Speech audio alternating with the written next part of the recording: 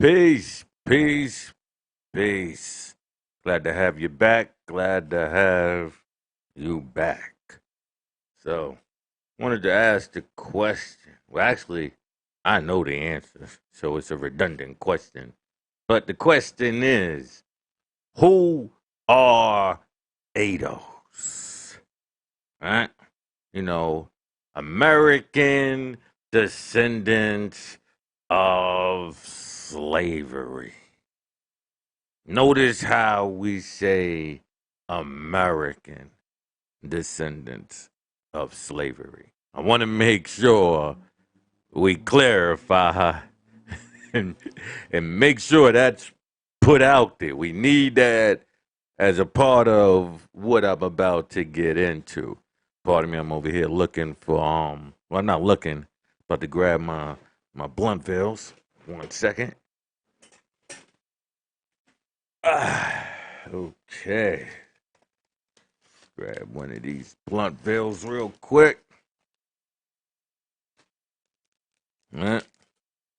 So, we about to get into a dose. American descendants of slavery. Now, I be on Clubhouse every once in a while. I tried to get on it in the beginning, but I realized the toxicity. I realized it. So, I you know, step back from it. I was like, nah, I'm good. But every once in a while I might go back. I haven't been in like 2 months now.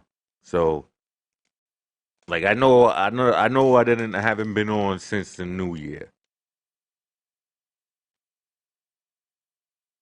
Like this whole since last year I haven't been on.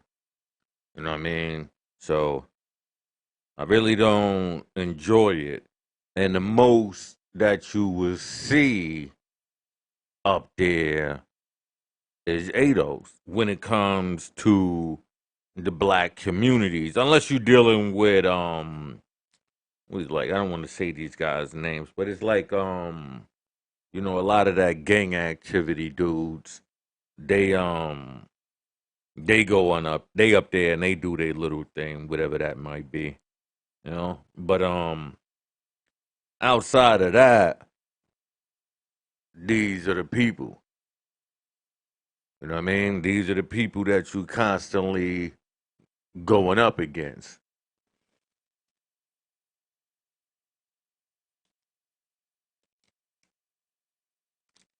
Pardon me.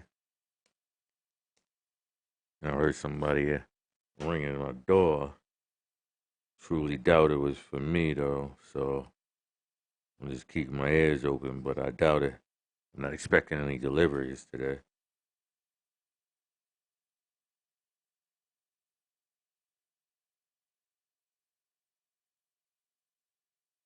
Yeah, I want to run into that thing.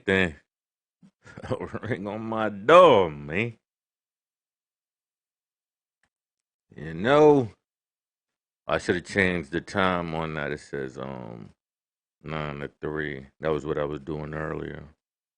Um, so yeah, we're gonna get into this whole ADO. So I'm gonna give you like a little history on the freedmen, you know, the Moors, the whole we not black movement, where all of this stems from.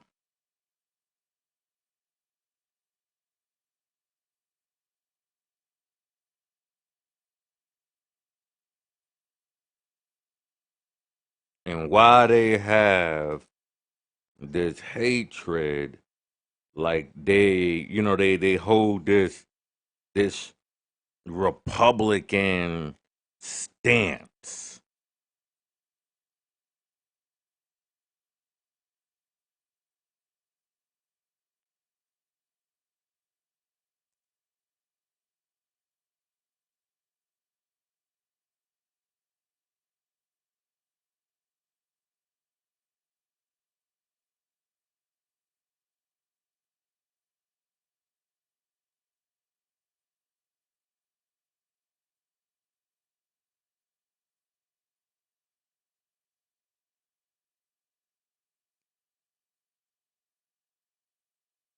why they hold this Republican stance.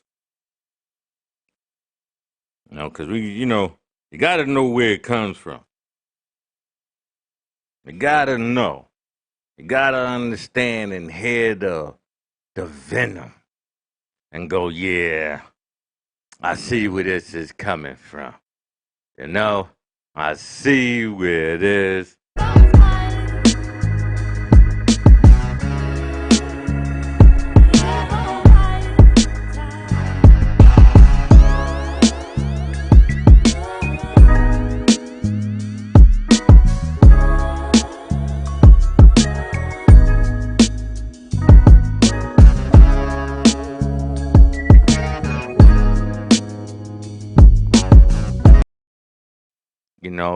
Basically, yeah, I see where this is coming from.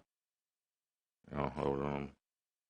I don't know why it's saying I'm offline. It's saying I'm live, but it's also saying I'm offline. Let me hit the refresh. See what it says.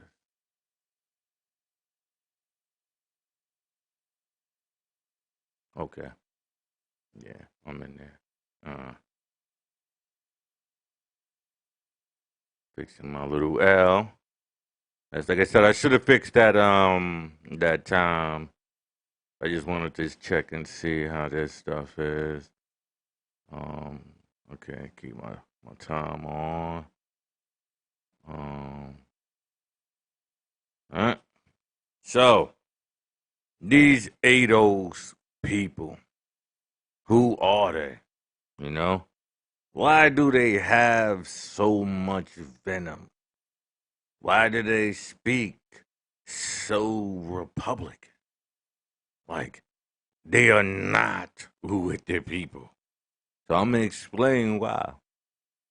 I'm gonna explain why they say they not black and all of these things. So let me pull up the freedmen. All right. So we're gonna go into the freedmen. Now, this is on Wikipedia, so you can easily just go to Wikipedia, look it up. If I get things wrong. One thing you're supposed to always welcome people to correction or incorrection. Never, I don't stand on anything in this solid totality. That's the greatest way to prove I'm right.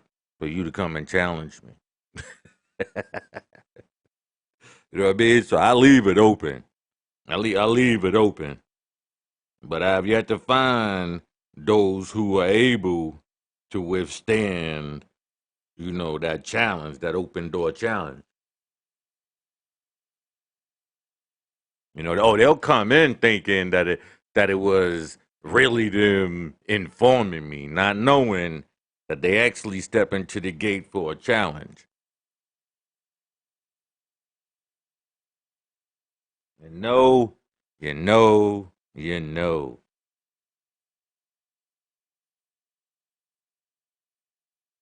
Because if you know, you know. That's just that. Pardon me, grabbing this lighter. All right.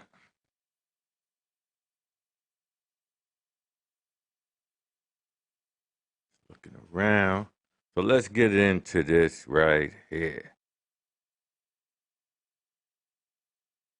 Okay. A freedman or freed woman is a formerly enslaved person who has been released from slavery, usually by legal means.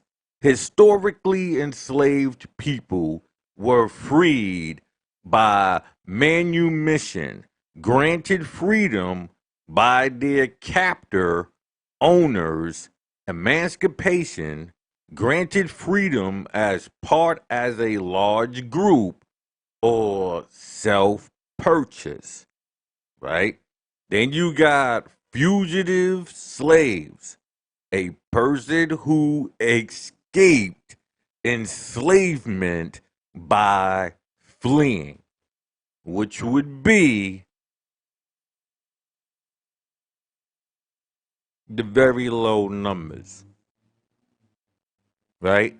So when you talk to like the Moors, I'm gonna show you this, right? Because you talk to the Moors, they always hitting you with the legal. All right, hold on. Let me see if I can zoom into that.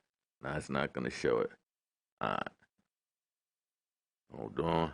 So they always talk the legal, like this. Stand up. You gonna get in the court, fight it, that way, right? So they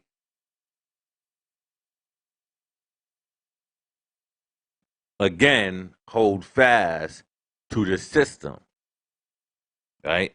And so they're gonna tell you to hold fast to that system, right?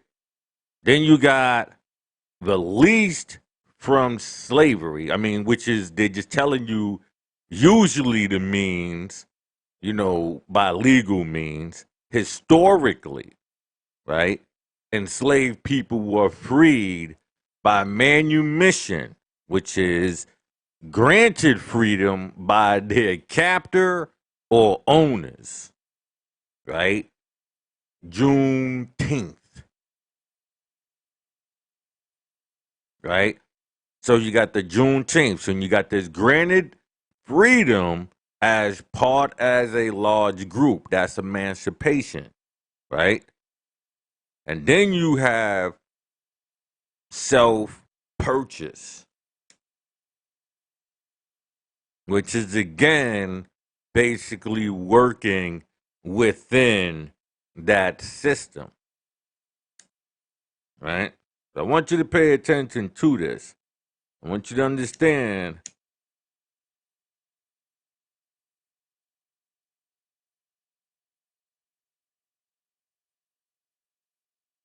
who and what you are up against.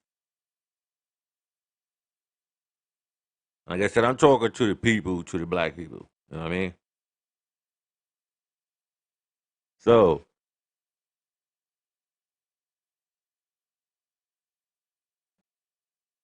see right here. All right, so we got ancient Rome.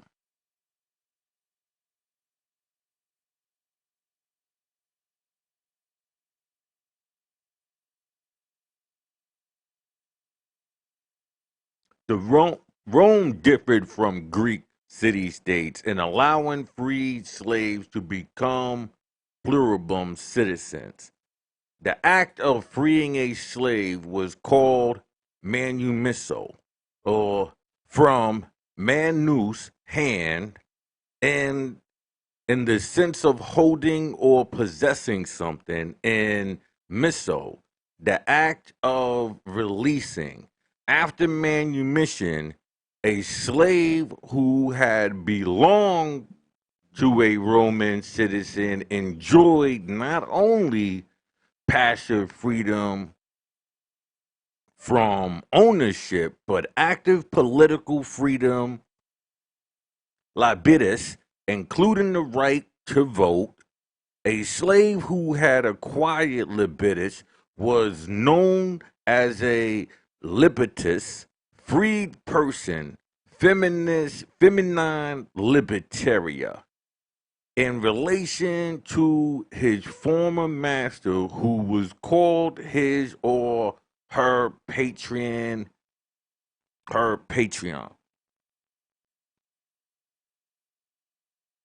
So understand what is being said here. You look at the structure of, the freed slaves in America, and you always hear about, even on the White House and these Roman pillars, and you understand they're they're paying homage to their Roman heritage. So there's, they bring in certain of that Roman counterparts within this system. That's the reason why you'll also see the legal system work off of Latin.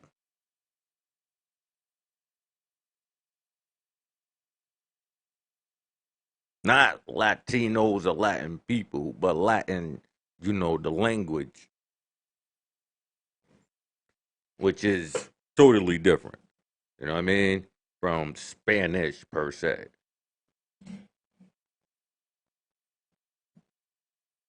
Pardon me. Right? Fix my mic here. Fix my mic. Right? Okay. So we in this again. And pull this mouse over here. So where we at?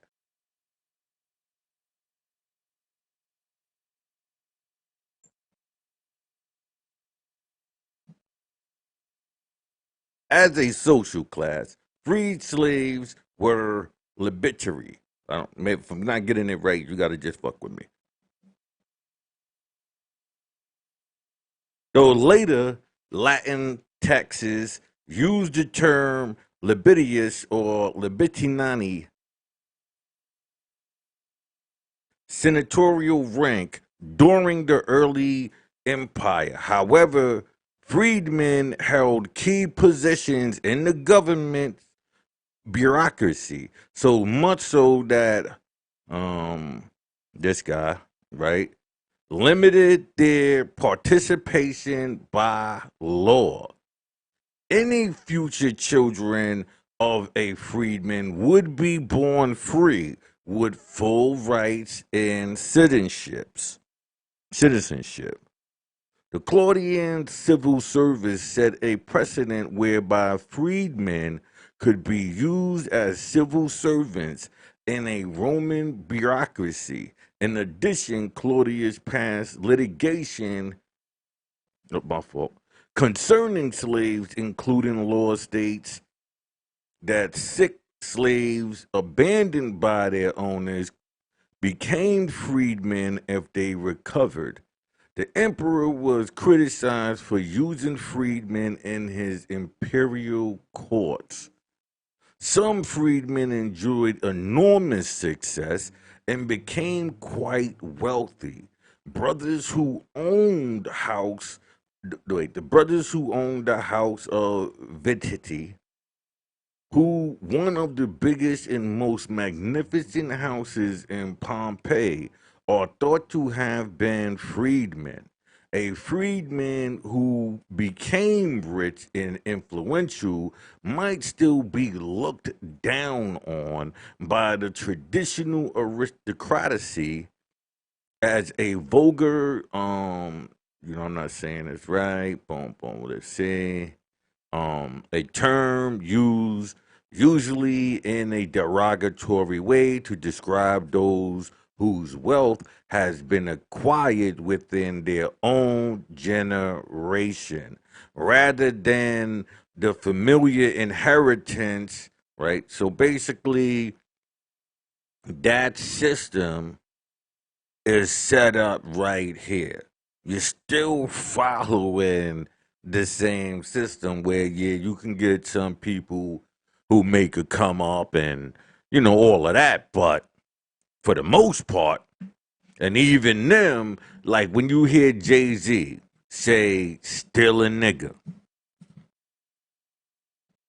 right?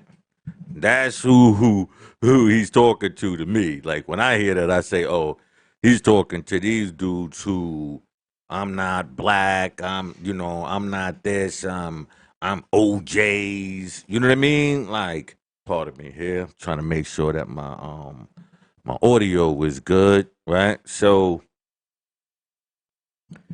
he, you know, OJ, another one of those people who would say I'm not black because they are trying to situate themselves within that society by disassociating themselves with another society that they are never going to be able to escape from. Their mouth is not going to be able to convince the looker that they're not seeing what they're seeing.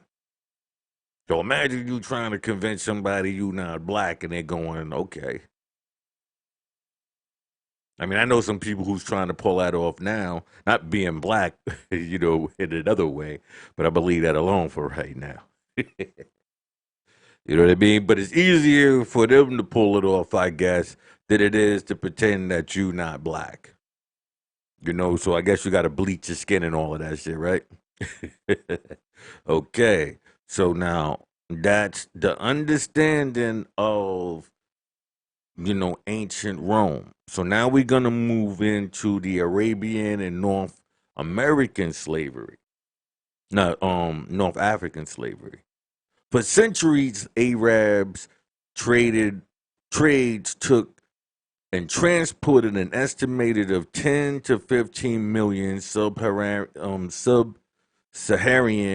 Africans to slavery in North Africa and the Middle East. They also enslaved Europeans known as Sequalilia from coastal areas in the Balkans. The slaves were prominently women. Many Arabs took women slaves as concubines in their harems, and the Arab societies. Let me see what this is for you real quick. Um, Patriarchal, known as a male line, and okay, yeah, patriarchal. Arab society, a mixed race children of concubine and Arab men are considered free. In a patriarchal is passing down through the man, right? Now pay attention to that. This is all important. You know what I mean? So where we at? They were given inheritance rights related to their father's properties. No studies have been done on the influence of African Arab descendants in the societies. Pay attention to that, okay? But pay attention to, the passing down through the father part, okay? Now we in the United States, okay? In the United States, the term freedmen or freed women referred chiefly to former slaves emancipated during and after the American Civil War by the Emancipation Proclamation in the 13th Amendment. Slaves freed before the war, usually by individual manumission, often in wills, were generally referred to as free Negroes or free blacks. In addition, there was a population of Black American born free. All right? So, now we're going to get into what are the freedmen talking about in the Moors, right? Because remember, the Moors will tell you they not black. Black is not, a color. It's this. But in the court of law, black is written. So if you relinquishing that, when it comes time for reparations, how would you be able to get it? One, you already said you were sovereign, you're not even here. They got you telling you come from Morocco and all of these places. So you are relinquishing your rights. And you would think, nah, why would they do that to you? Well, we're gonna get into that. I'm gonna show you that this is a long history of, of them doing this. You know what I mean? So you gotta understand. Don't be fooled, okay? This is real. Okay. Born free, right? A great majority of families of free people of color, where we at? Free census, color records in the U.S. Census in the Upper South in the first 2 decades of the Revolutionary War had been found to have descended from unions between white women, right? Indentured servants or free, and black men, whether indentured servants, slave, or free. Between white women, right, who were indentured servants or free, and black men, whether indentured servants or free, in colonial Virginia. According to legal.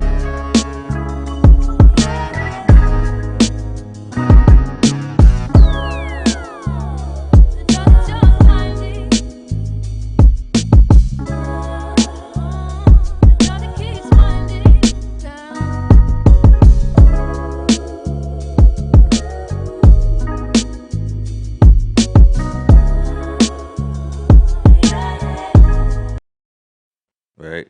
It says according to the legal principle of partus I'm sorry, we're gonna I'm gonna bring hold on, let me bring this up for you. Make it easier for everybody else. You know what I'm saying? You gotta do this to just me. Right? It's partus sequetra ventrum was a legal doctrine passed in colonial Virginia in 1662 and other English crown colonies in the Americas, which defined the legal status of children born there. The doctrine mandated that all children would inherit a legal status of their mother.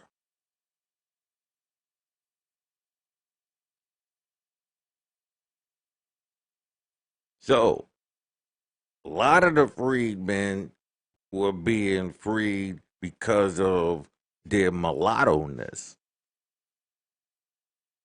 They were mixed, you know, because, they were coming through the women, the white women. Understand this. Understand what we about to say here. Pardon me.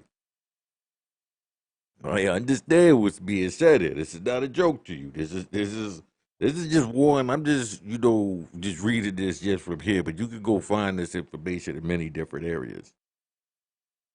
That's what they'll try to hit you with. Oh man, you read it. You read it Google. You got it off the internet. Like the information I guarantee you gonna point me to, get on there as well. So I don't know what the hell you're talking about.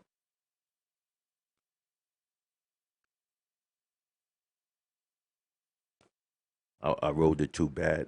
Well, I can't fix it now.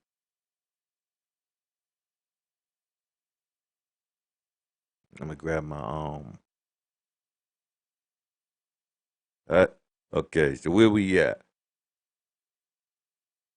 Um in the slave colonies, later states, children were born to into the social status of their mother. A lot of times you would always hear is like this is a woman's state. Like, you know what I mean? Like, you better not, you better chill, this is a woman's state. America is based on the women. If you look in the that's why I tell you, like, America is like, Judaism. People don't know that, but it is. Um, because in Judaism, it passes down through the woman. All right. So keep that in mind. Again, remember we was talking about Islam, and the Arabs, and and the patriotic system. And America now, look at the states. If you know any, especially if you know anything about Latin, you know the A's is feminine and the O's is males, right? Go through the states and tell me how many women states, even down to Georgia, Louisiana, Maryland. We're gonna get into Maryland. But just understand what all of this means. And so, these mulattoes came through, and we're gonna get into how this works again. Such free families as colored tended to migrate to the frontier of Virginia and other upper South colonies, and then west into Kentucky and future West Virginia and Tennessee. In addition, during the first 2 decades after the Revolution, slaveholders freed thousands of slaves in the Upper South. Inspired by revolutionary ideas, most northern states abolished slavery, some on a gradual basis. You don't think even up north it was this this love and all of that. It wasn't that. You know what I mean? It definitely wasn't that. So in Louisiana and other areas of the former New France, like Louisiana, all of that, free people of color were classified in French as gens de couleur libres. They were generally born to black or mixed race mothers and white fathers of ethnic French or other European ancestry. So, this is another reason why you would always hear them say I'm not black or I'm French Canadian or any of these things, because their version of being descendants and is this, but also their separation. We're American descendants of slaves.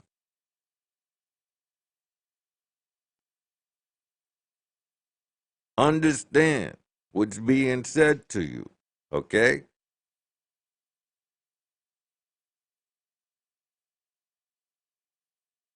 Now, where we at, Louisiana, New Orleans had the largest community of free people of color, well established before the U.S. acquired Louisiana. The French and Spanish colonies rulers have given the free people of color more rights than most free people had in the American South. That's why, like I said again, you hear them people say, "Yo, I'm French Canadian." Because if you acknowledge the white side and you came through that white vessel, then I'm not black.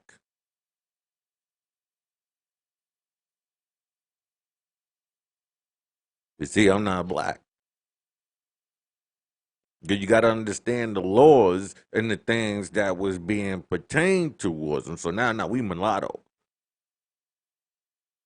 We'll embrace them because they look like us or whatever the case, but they're not black in their mind. In their mind, hey, that's like me abandoning my white father or my white mother.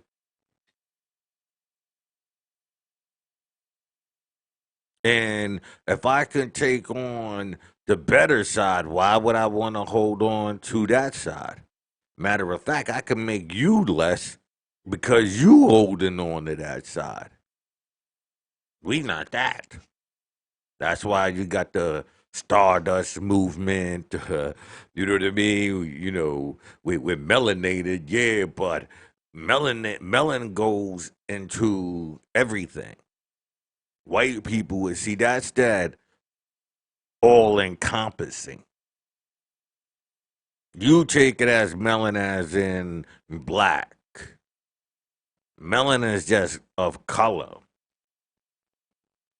One of the biggest colors would be green. Shit, there's more green melanin as far as, well, not in the space, but as far as this planet is concerned. You know what I mean? So, you know, you gotta understand these ways to move you out the way. We still going, okay? So, where we at here? Um, French people, black freed Americans, and American South.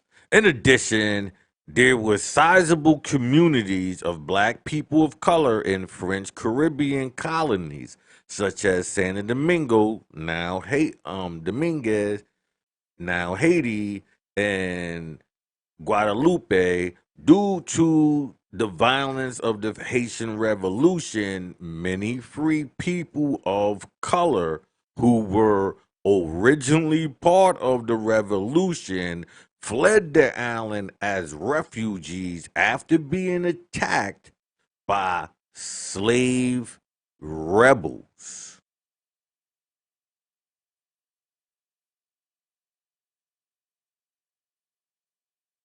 In addition, there were sizable communities of free people of color in French Caribbean colonies, such as Domingue, now Haiti, and Guadalupe, due to violence of the Haitian Revolution.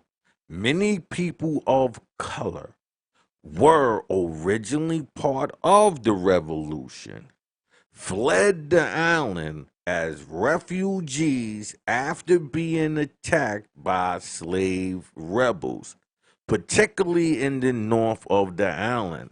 Some went first to Cuba, from where they immigrated in now New Orleans in 1808 and 1809. After being expelled, the Neapolitan invaded Spanish territories of Europe. Many brought slaves with them. Their numbers strengthened the French speaking communities of enslaved black people as well as free people of color. Other refugees in Santo Domingo settled in Charleston, Savannah, and New York. Now, me myself, you know, I'm gonna put up a picture one day. I know I got a picture of my grandmom's right there. But I got a picture of like my grandmother, her sister, and my father, and they all literally from my grandmother was born in Cuba. My father was born in Jamaica. My aunt, my grand aunt, my grandmother's sister was born in Haiti. Like my family literally spoke like 7, 8 languages. That's a fact. Like, like so all of this history right here, I'm speaking, and I'm speaking from both sides. I'm gonna show you some. Hold on, I'm gonna show you a picture of my grandma's real quick.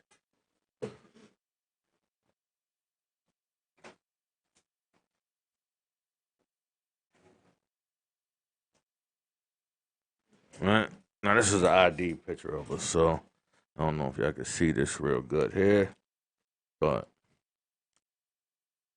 Right? Hold on. You can see that. But yeah, that's my grandma. She was well, let me see if I can switch it over to this way. Maybe I can see a little bit clearer like this. Right? See that right there? Oh, this is my grandmom's right here. You know what I mean?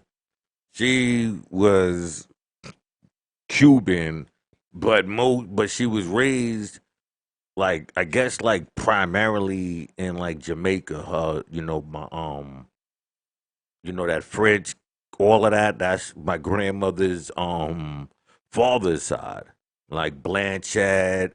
Like so, this history I know very very well. I don't speak on something that I'm not, very fluent on. So I just showed you, my grandmother, how she looked. They all come from that. You know what I mean? So, um, here we go. Emancipation, right? The Emancipation Proclamation in 1863 declared all slaves in the Confederacy states in rebellion and not under control of the Union to be primarily free. It did not end slavery in the five bordering states that stayed in the Union. Slavery elsewhere was abolished by state action, right? Or with the ratification of the 13th Amendment of the United States Constitution in December of 1865, the Civil Rights Act of 1866. Now you can go into these right here, and look these up, right? Passed over a veto of President Andrew Jackson, gave ex-slave full citizenship except for voting in the United States. So one fact is,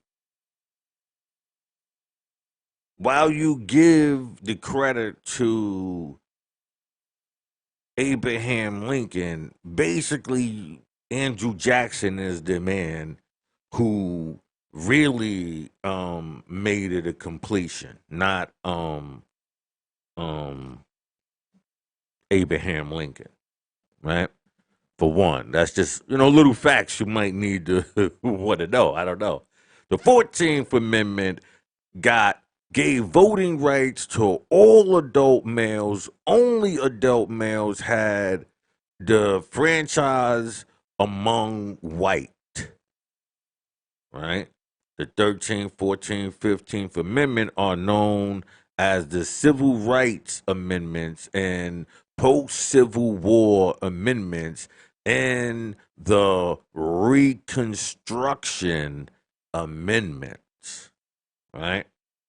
So you want to know this because when you talk to the freedmen, right, they always talk about the Reconstruction period. So you want to know that. You want to understand it. You don't like I'm going to get into it, but I want to finish this up. So I want to explain to you that these are the principles that right they're going to approach you on, right? But before you even get into that, understand what's happening to you, right? Or how their approach to things is. Okay.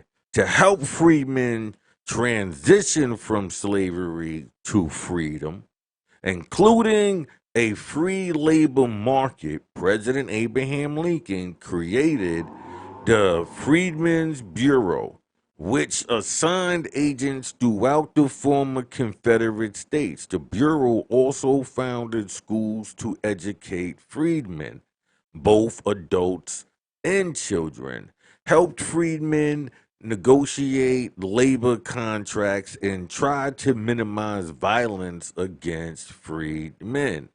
The era of Reconstruction was an attempt to establish new government in the form of um, Confederacy and to bring freemen into society as voting citizens.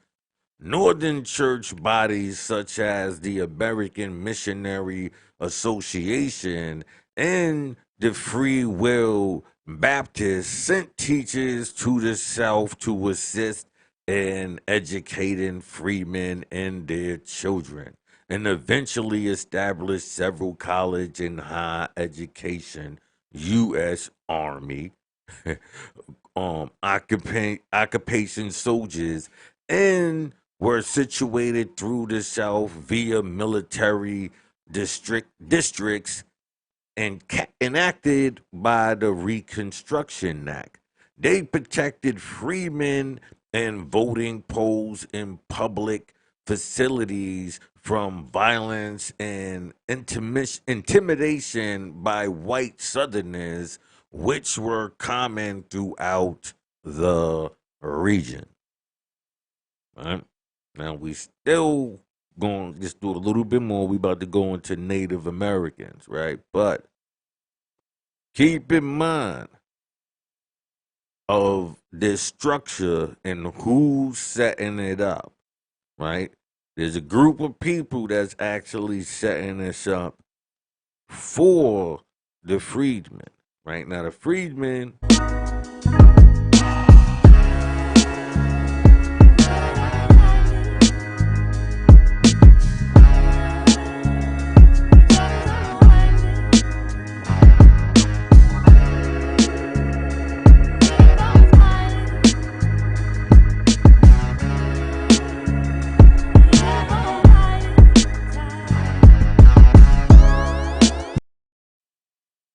Now the freedmen, also the Freemason, right? I'm gonna show you what I mean, right?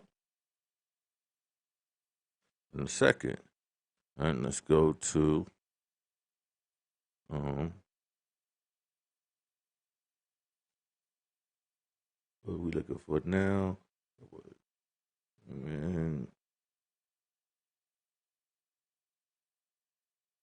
Man, that's no. Hold on, I'm looking for something real quick. They started smoking this shit.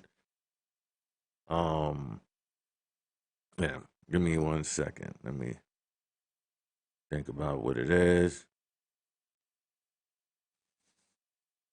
Uh, let's see, let's see. What is it? It's I know with the Freeman, with the Freemasons, but oh, there we go. There we go. Got it.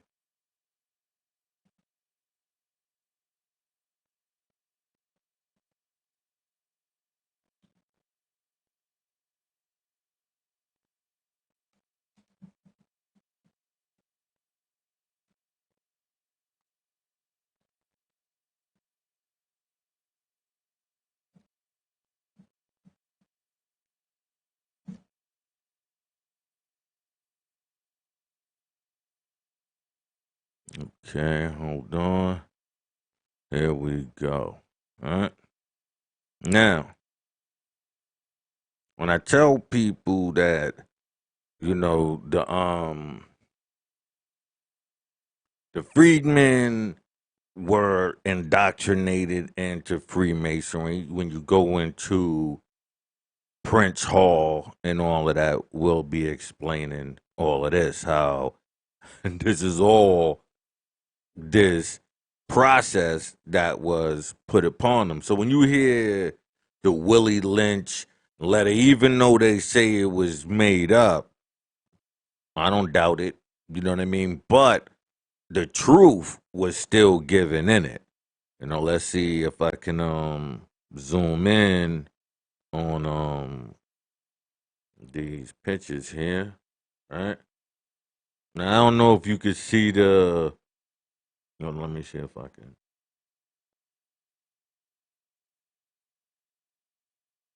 No, it won't let me. Some of them they won't let you zoom in on. So let me okay, here we go.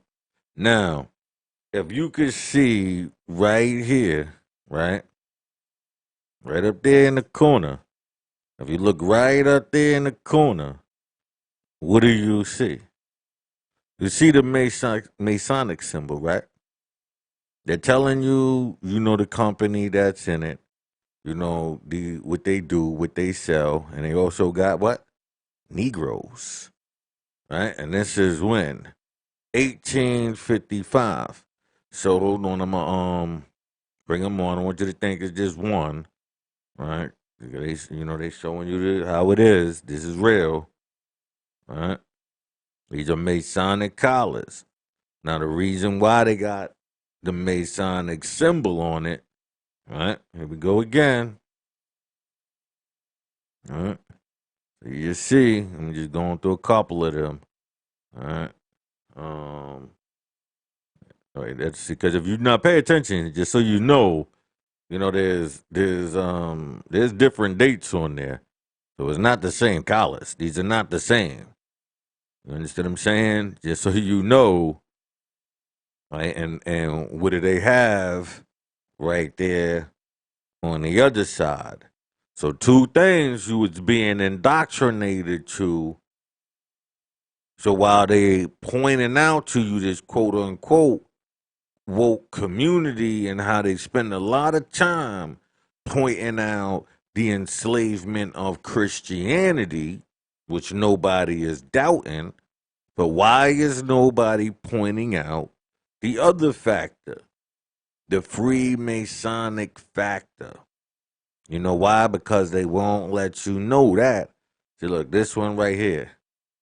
This is 1945. You know what I mean? I don't know what this. I know this is in Virginia. Oh, that's 18. So I guess somebody had to fix it so you could see what was in there. Cause some of this was like, you know, you could tell, you could see they, you know, to make it more visible. You know, like the indentations. So this is 1852, Virginia. You know, right? This is 1854. This is what is this? Virginiaville, or I think there's Richmond, Virginia, right? Richmond, Virginia, up there.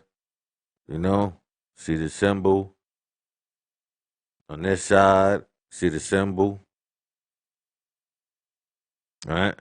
Understand what you was being indoctrinated into.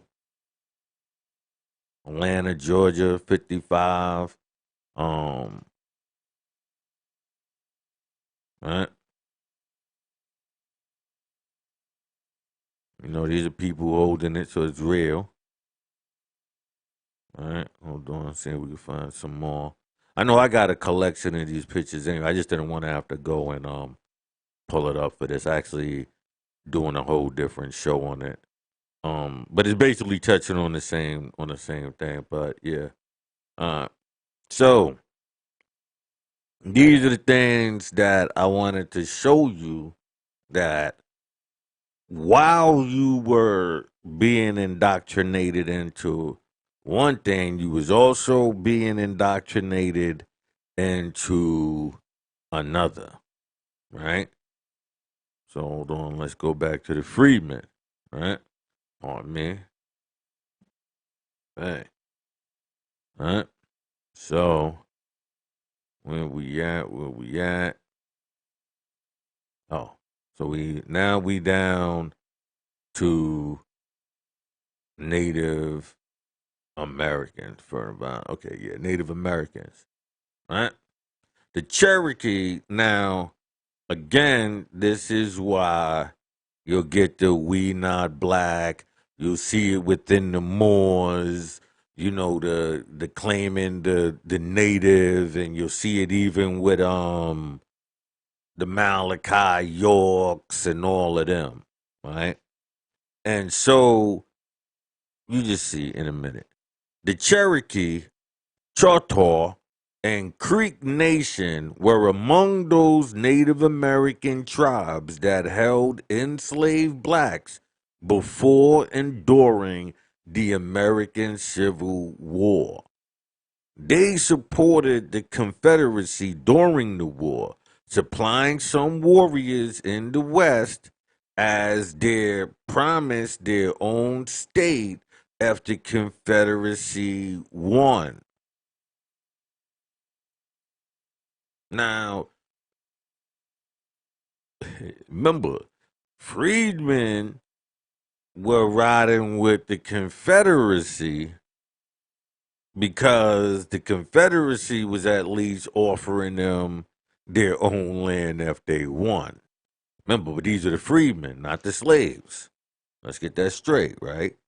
It goes Cherokee, Choctaw, and Creek nations were among those Native American tribes that held enslaved blacks before and during the Civil War, right?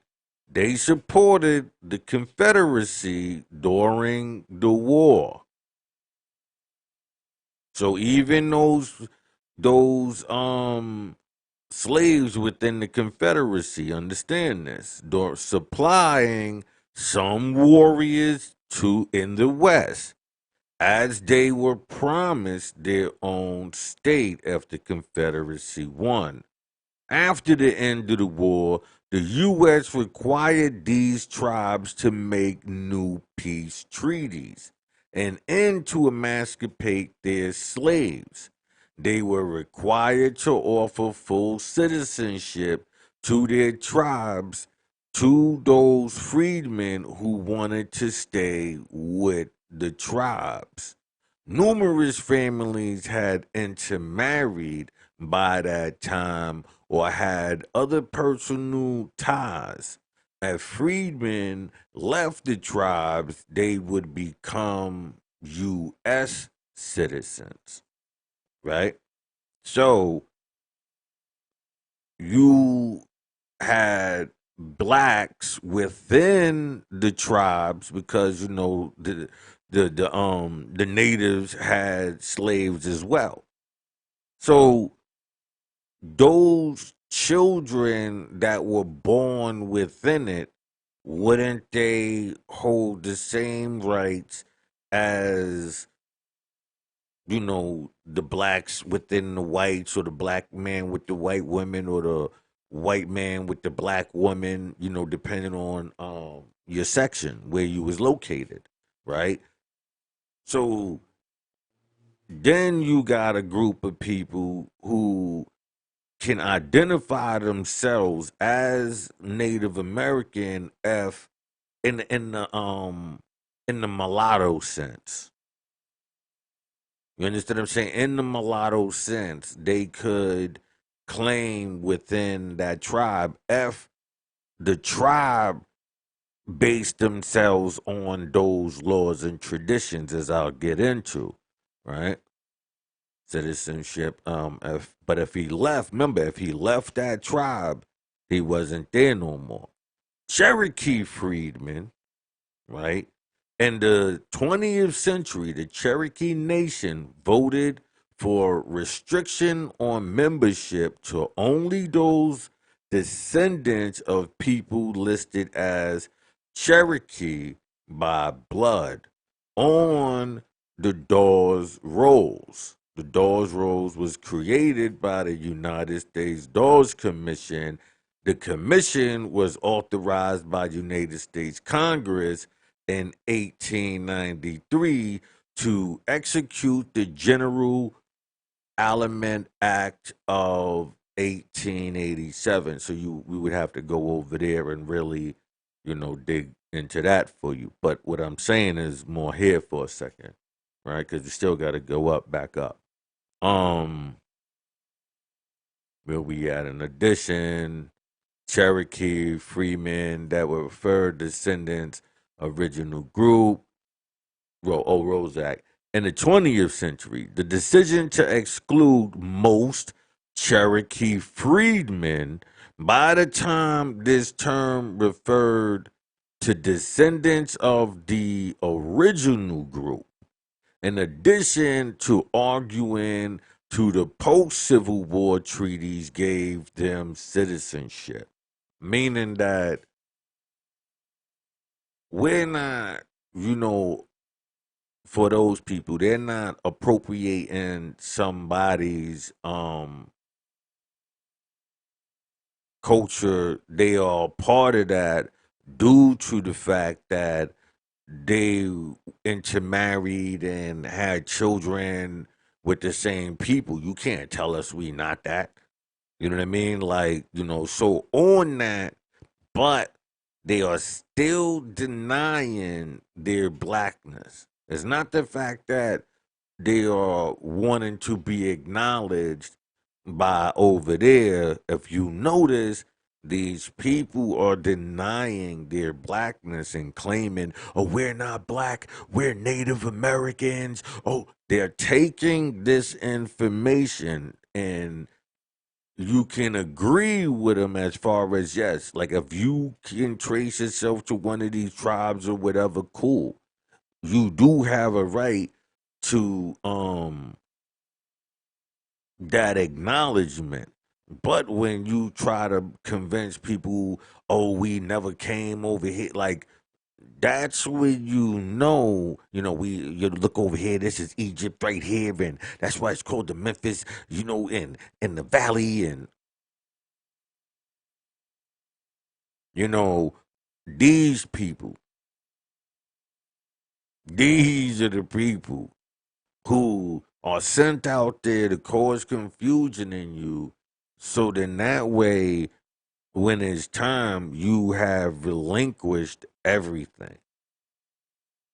They sent you on wild missions, thinking all type of stupid shit. You know what I mean? So it's on you. But let me finish up. Roles were often in the Cherokee Freeman American groups. In addition to arguing that the post Civil War treaty gave them citizenship, which I agree with. The freedmen have argued that the Dow's role were often inaccurate, which I wouldn't doubt again. Recording as freemen even those individuals who had partial Cherokee ancestry. See, that's what I'm saying is like there was a time. Oh man, I had to turn that light time on this light right here. I'm gonna go turn it on when my break comes in 4 minutes. But yeah, they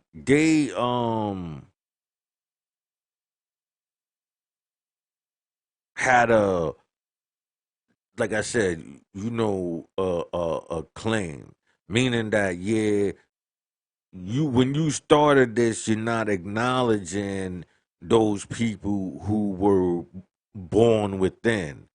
You still hold them as, well, like how you got the father who, I'll disown you, but like you still in the community, but like that type of thing, like, nah, that ain't us type of a thing. So they're arguing that, and I can this is where I tell them I agree with that. Like, I can never argue that. It's all of the rest of that shit you do. You know what I mean? For you to get the land grab, the mine, you also pushing everybody else out. Um, so Freeman, where we at, argued, roles inaccurate. When I said I agree, individual ancestry, and were considered, wait, recordings as freedmen, even those individuals who had partial Cherokee ancestry and were considered Cherokee by blood. Choctaw Freemen and Cherokee Freemen have similar struggles at their respective tribes over the terms of citizenships in contemporary times. The tribes have wanted to limit those who have benefits from tribal citizenships in an era in which gaming, casinos, and yielding considerable revenue from members.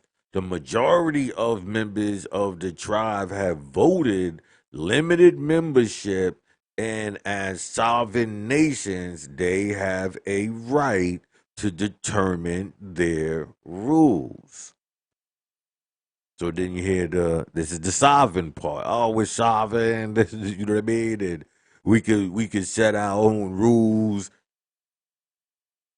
You know, we're natives and this and this is this whole thing run down for you to understand everything that you are up against. I just gave you the structure of society and those who, play this game to get quote unquote their freedom. They earn their collars off. Right, I'm gonna take you into Prince Hall and all of that as well. You could be like, oh, okay, now I understand. This system that's put in front of me. You're not gonna like a lot of the people that's gonna be named, man. It's gonna be a lot of people that you're gonna be like, yeah, you know what I mean. And this agenda. Remember, I showed you this collar. So I showed you this is really playing somebody else's game, and keeping you distracted to play the game as well. That's like a major part of it as well. Keeping you distracted, I'm about to take a break in like 20 seconds, turn that light back on and shit.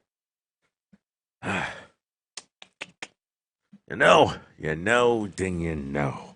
That's all we can say, right? If you know, you know, you know. Pardon me. Take me up there.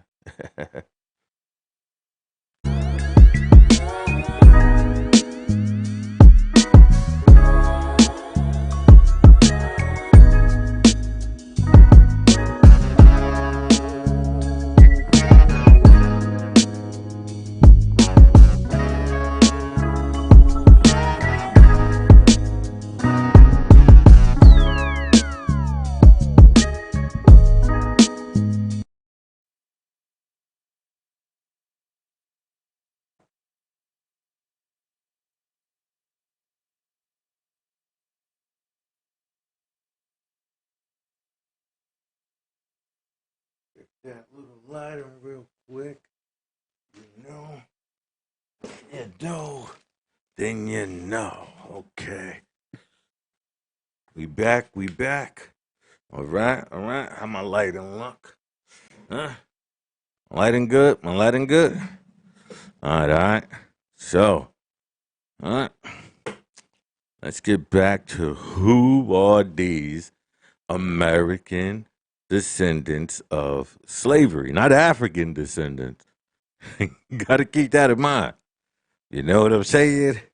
we black, but we not black no more because we claiming this, right? And like I said, you could look into Malachi York. Hold on, matter of fact, let me bring him up real quick. All right.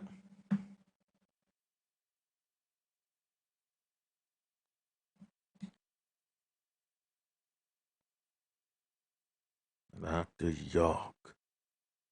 All right.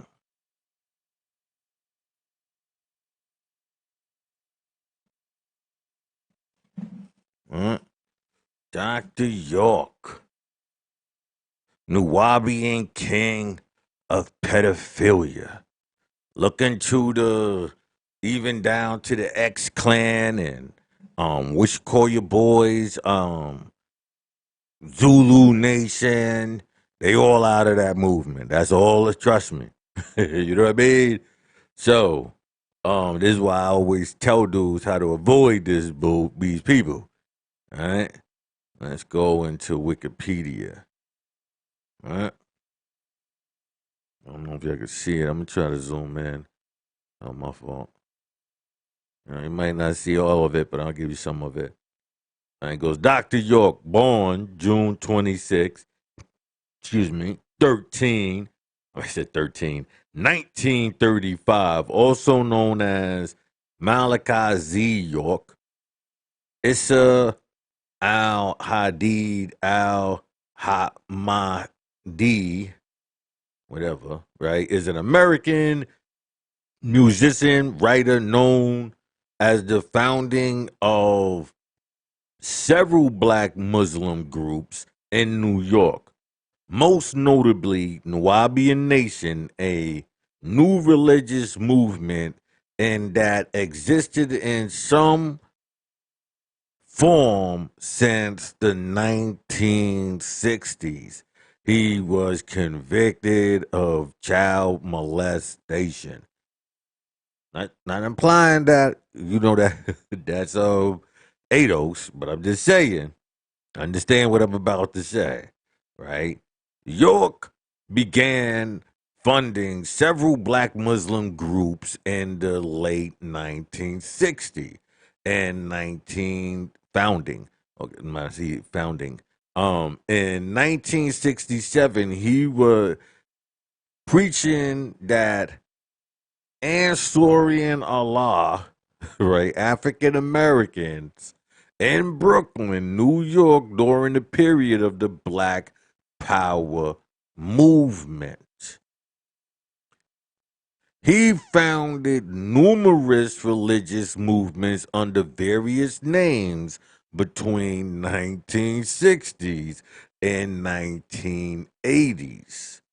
Those were the first based of pseudo-Islamic themes in Judaism, Nubian Islamic Hebrew.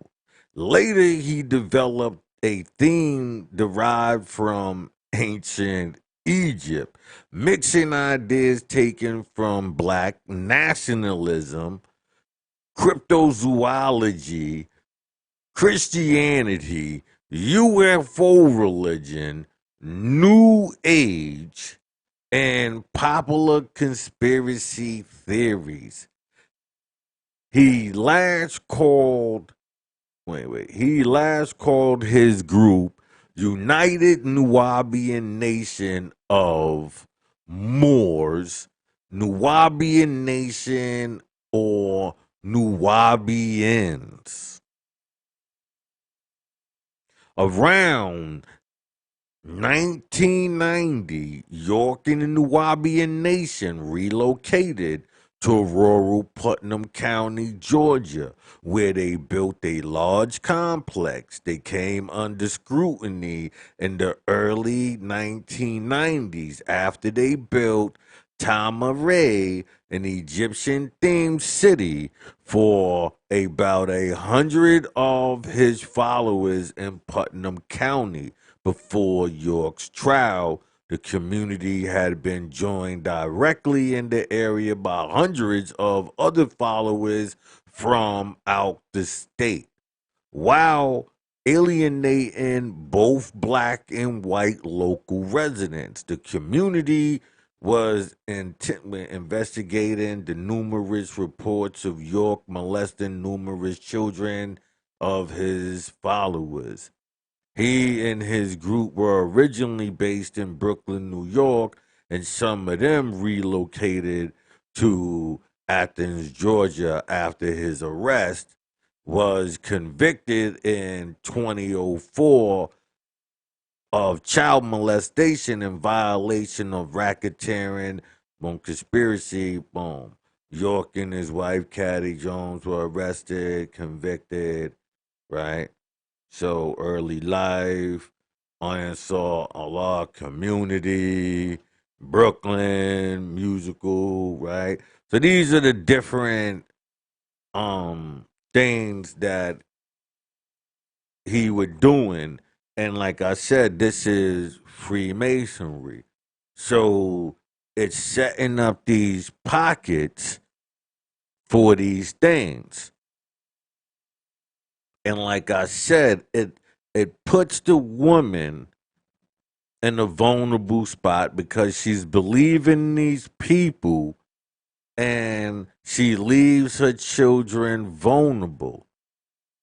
It's a system to set up to pander to her and damage, through this whole, yeah, that's why I never been down with any of these groups and all of that, because within that is this system, a system set up for trust where others could come in and further their cause. So I'm showing you how these groups are connected. Whether you want to sell, I'm not writing this. I didn't write these articles. These are facts from all over the internet. All you are doing is not understanding the connection.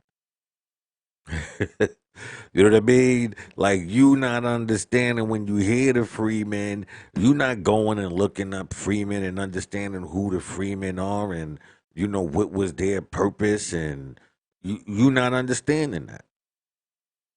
So you overlook these. Now, when it was saying with the tribes of the Cherokees, at the end, the Freemen were granted citizenship again to the tribe of Cherokee. So, the Cherokees who had Freemen blacks who were among their tribe who intermingled and all of that, the Cherokees have granted them their citizenship again.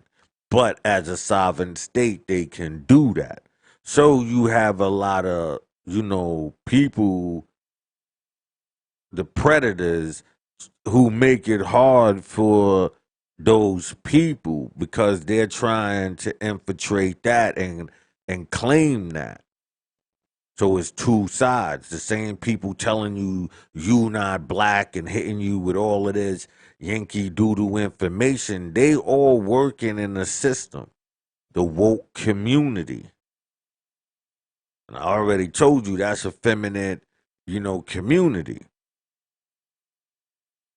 Even I'm looking at Snowfall. They adding that in there, the chaka and breaking it down with the color. I'm sitting there like, oh man, shit, they got him. You understand what I mean?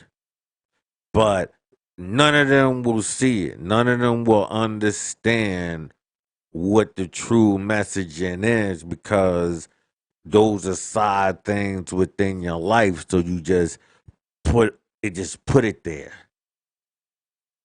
You know what I mean? Like it's cool. Think about Sopranos. Think about in Sopranos how they took this tough guy image and for a whole series it was going to psychiatry, and now what do they tell you? Oh yeah, it's all right. People need psychiatry, right? So the promotion and who was the ones who sat in that seat? Her. She held this, this ability to unlock your mind, and so you, as the dude, he's not understanding. That's why this whole Netflix and watch TV, watch, but all of the shows was programming. And if you didn't want to watch it, then it had to been something wrong with you. Oh, why you don't want to do this over here? Why is it has to be this? If you want to watch that and I don't want to watch it, why is it a problem? Because you need that programming.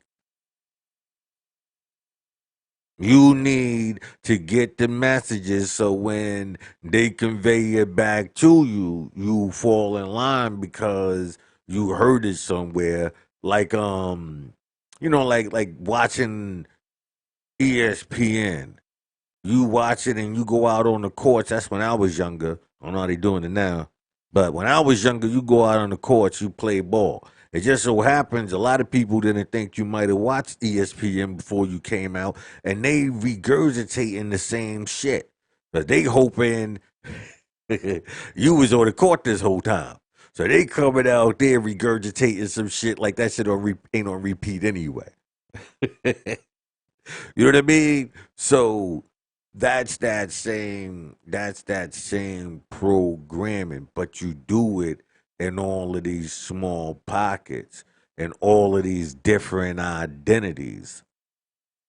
So the same we sovereign and the black culture is out of that same Masonic movement, is the same sovereigns that you see with it. I think Timothy McVeigh and all of them dudes.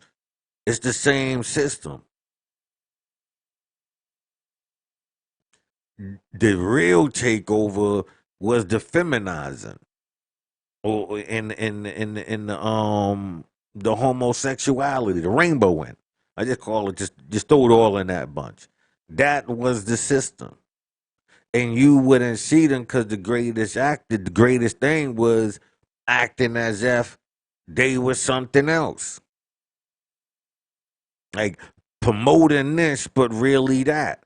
And if you might have think about, you might have been around somebody who gay or something, right? But they acted a certain way.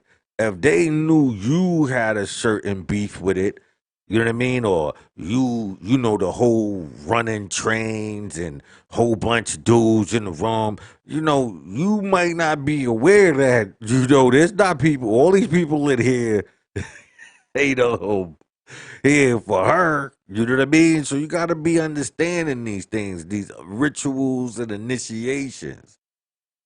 You know what I mean?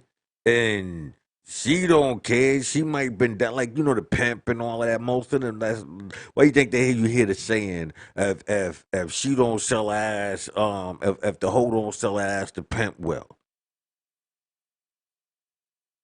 What do you think these things, when you look at them in their voice and their mannerism, what do you think?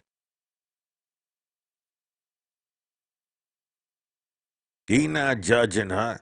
He like, hey, listen, I want the money. You know what I'm saying? And he doing him. So the whole imagery and the system was set up and it goes over your head. But we just take into this part of it, the manipulation and why the hate is promoted and how it's able to be promoted. Cause now we got more. Oh, this ain't it. This is just this part right here. I'm gonna save you because I gotta pull up, go back to that other part, but let me close this Dr. York. I don't care about you no more. Um let's see. We can keep the Freemasonic collar. Let's close the ADOS. We already talking about you. Freeman. Oh, that's Dr. York. We can close you. Um, okay. Now let's go into a greater part of this history. Right? Let me I'm just checking real quick. All right. I know nobody be talking to me, but I still like to go and look at my and see if somebody asked a question or something. You know what I'm saying? At least if somebody was watching or something. My numbers ain't changed or nothing. So I'm gonna just use this and upload it to somewhere else. Download it, then upload it again somewhere else. So it don't matter. Um where we at? Oh, okay. So Lincolnia. I tell, like, most people never talk. I never seen nobody talk about this. Matter of fact, I'm like the person. After I brought it up, I probably ran across somebody on Clubhouse, but I could tell that they were aware of my page and my pages of being kicked out. I've been like kicked off of Facebook, Twitter, like so much. It's just crazy. Like now, I don't even look for followers. I just be like, whoever run across me, you run across me. You know what I mean? I stopped getting kicked off of Facebook, but Twitter and all of that, they don't like me and shit. Um, Lincolnia was the name of the proposed Central American colony suggested by Republicans, United States Senators Samuel Pomeroy Rory, I'm sorry, of Kansas in 1862. Keep these dates in mind. Remember, we showed you the collars, okay? After U.S. President Abraham Lincoln asked the Senate and United States Secretary of Interior Caleb Smith for work on a plan to resettle freed African Americans from the United States. So, the mission of trying to get people out of the United States is at stake now, right? Okay. Remember, we got the you Moors, because black is not a nationality. Here's how this plays a part. Okay, it's gonna not stop here. It's gonna go way beyond this, but I'm giving you a foundation, right? Background. Since his early political career, right? Hold on, right? Where we at? Since his early political career, Abraham Lincoln supported American Colonization Society, a controversial group whose goal was the removal of free blacks from the United States. It and its state affiliates starting in the 1820s began settlements in West Africa. It would eventually unite to form Liberia. Now, yesterday I told you about Prince Johnson. So I'm explaining to you how we even got up to that, right? West Africa, right? They said who goals were to remove the removal of free blacks from the United States. It and its affiliates, starting in the 1820s, began settlements in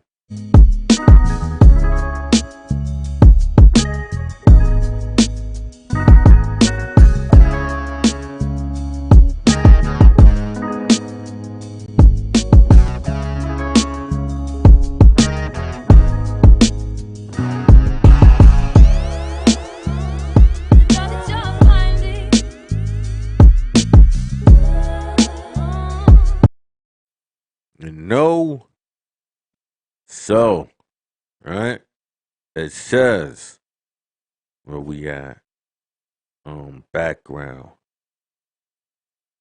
right?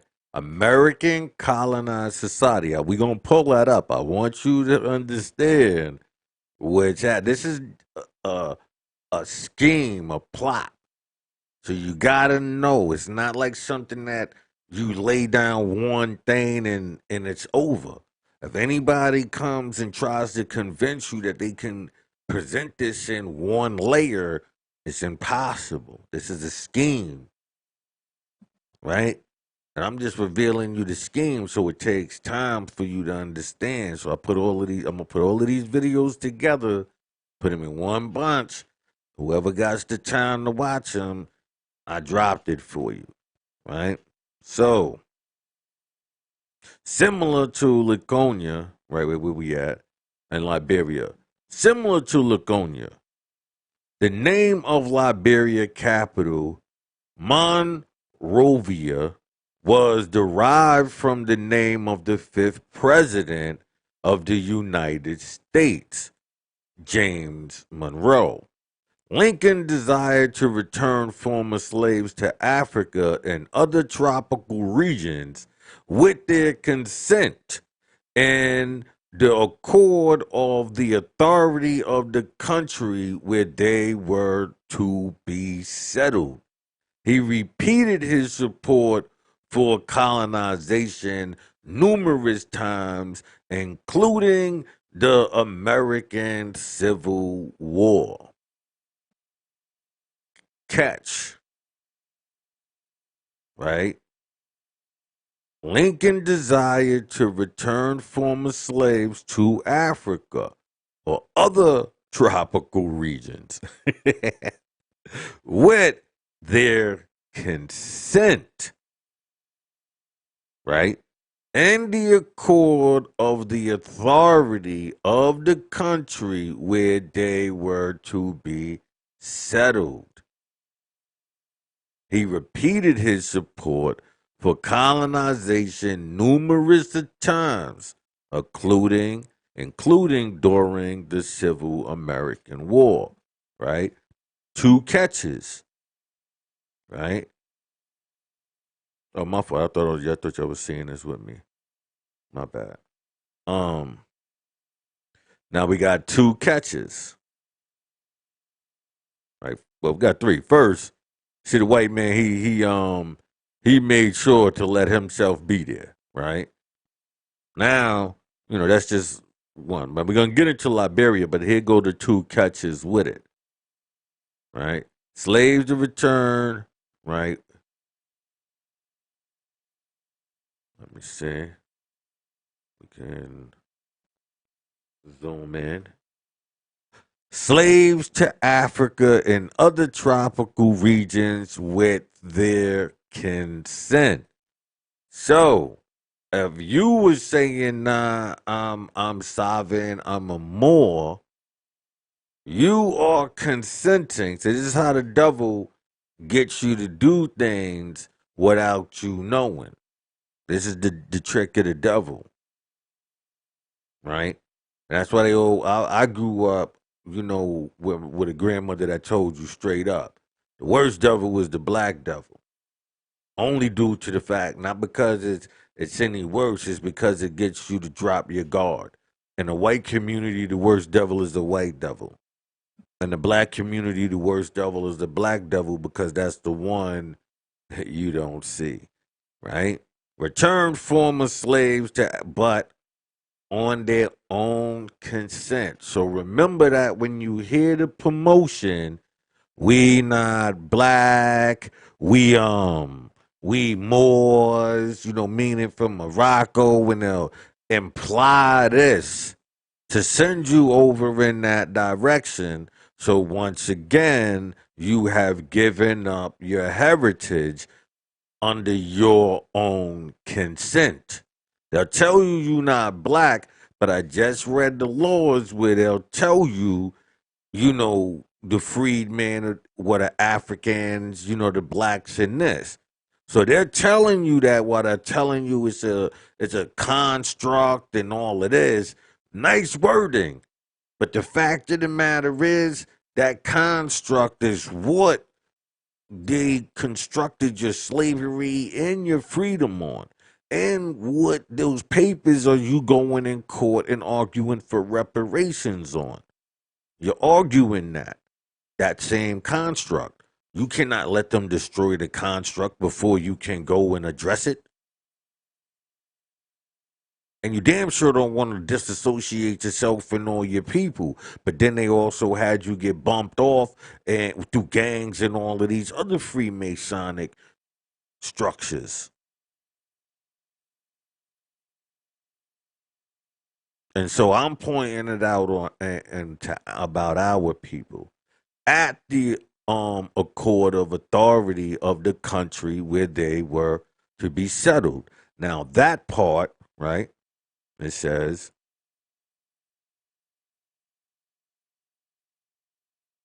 right. So this right here. Now, oh, you can't see it, so change this like this, right? So with this being said, let's consider the American Colonized Society, which is a controversial group whose goals were what? To remove black people from the United States. It had its affiliates starting in the 1920s. So they was setting up this before.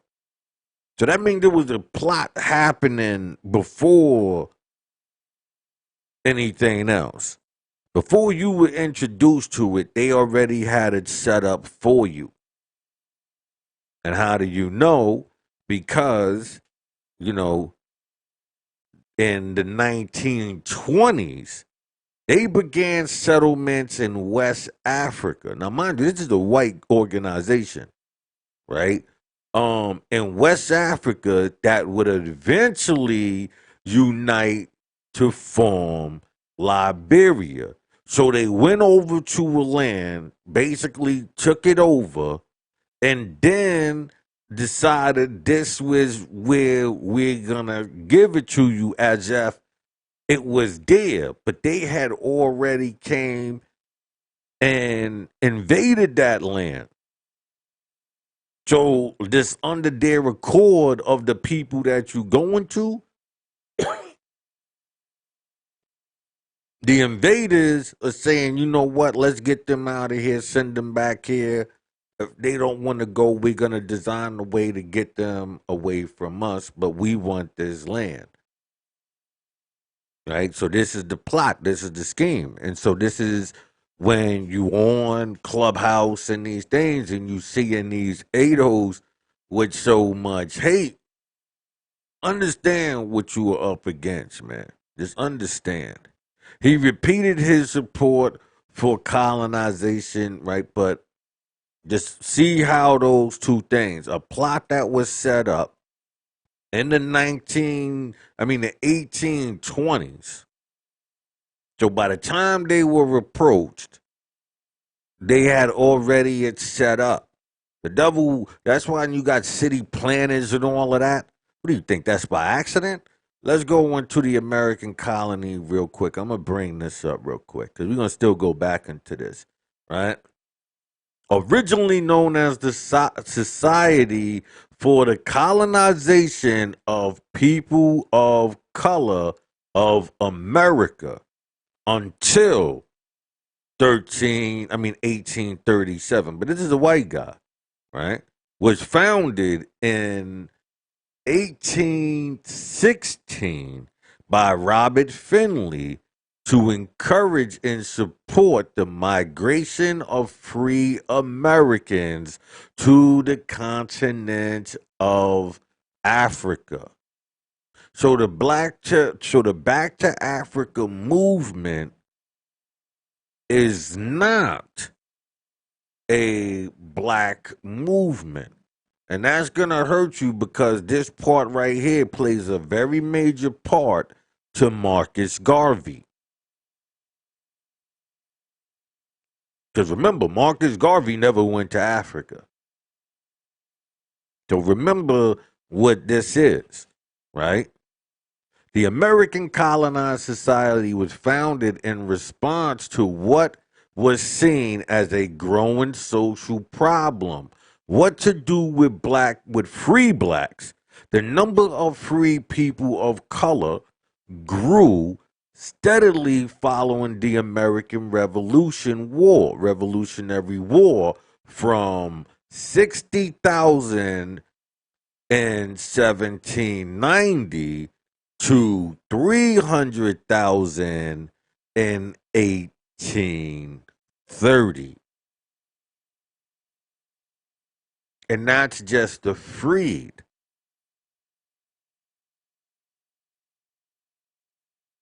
So they was already making ways to say, nah, that's too many of them. Right? So when you see these, pardon me, had that up on me like that, right? So when you see these these systems being set in front of you, understand that there was already a plot. Look how far we going back.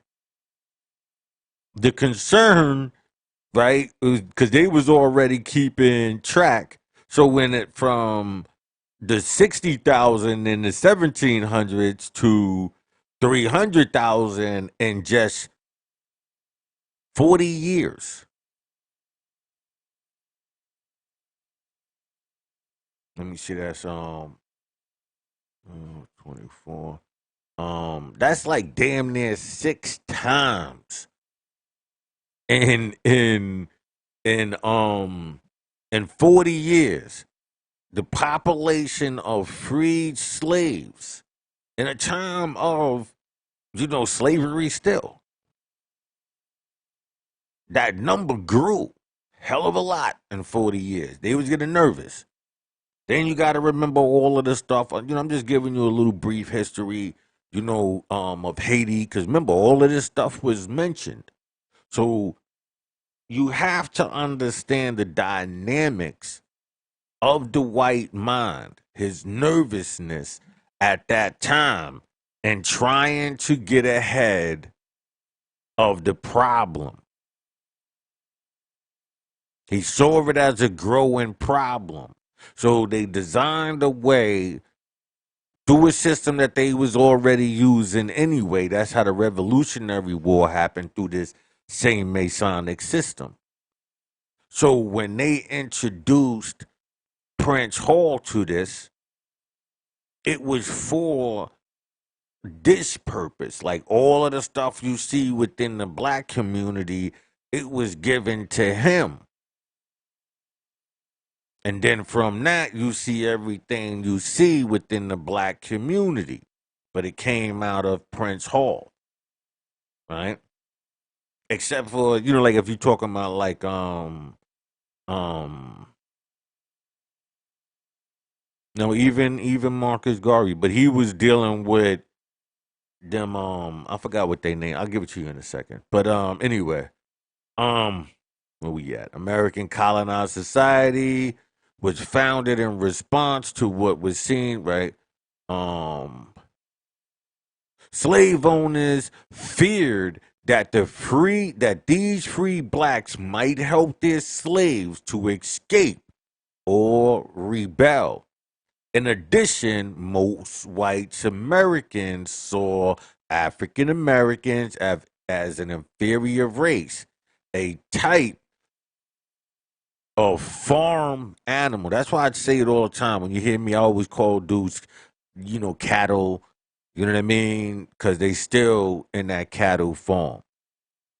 These brains, whose brains were unable to understand ab- abstractions like democracy, to these whites and malicious, I'm sorry, and integration of African Americans with mainstream American culture, giving them citizenship, was undesirable, if not impossible, altogether.